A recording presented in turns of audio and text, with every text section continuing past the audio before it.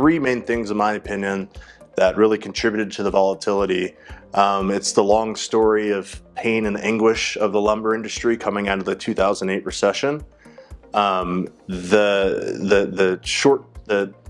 The battle scar of that experience has carried through to the point where when lumber was starting to recover and demand was starting to recover and we saw prices hitting 400, 450, 500, the reluctance to lean into the bull rally that was coming ultimately contributed to the volatility, because folks couldn't quite believe that lumber prices were where they were, breaking all-time highs, doubling all-time highs, tripling all-time highs.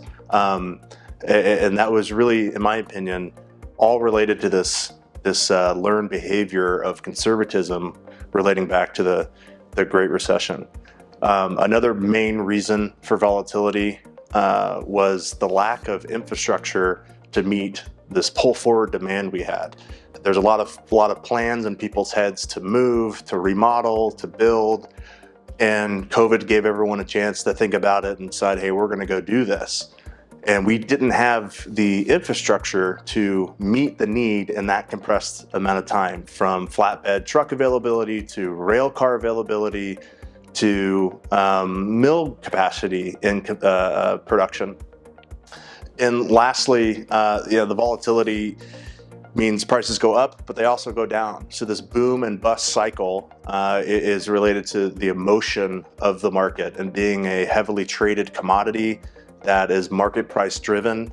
You had folks kind of getting greedy and this gold rush in their eyes because there's no way lumber could fall. And then we see demand destruction due to interest rates or lack of availability. So home builders are reducing their sales because they can't meet demand because of supply line issues. So this emotional trading, where everyone wanted to become a lumber trading expert, contributed mightily to the volatility we experienced, because there were folks meddling in lumber trading that really had no business being there.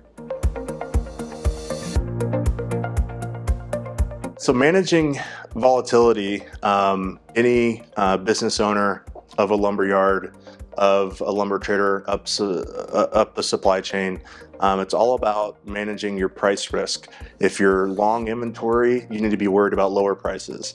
If you're sold forward to a customer, you need to be worried about rising prices. As you have to deliver to that customer at a fixed price, you got to make sure you can buy for less than that. So using the lumber futures contract helps me and many folks in the industry mitigate the risk. So if I'm long inventory, I can short a futures contract. If the market wants to correct lower, I'm going to make up for my physical inventory loss with my futures hedge gain. But conversely, if the market goes up, I'm not going to participate in the upside as much as someone who is unhedged.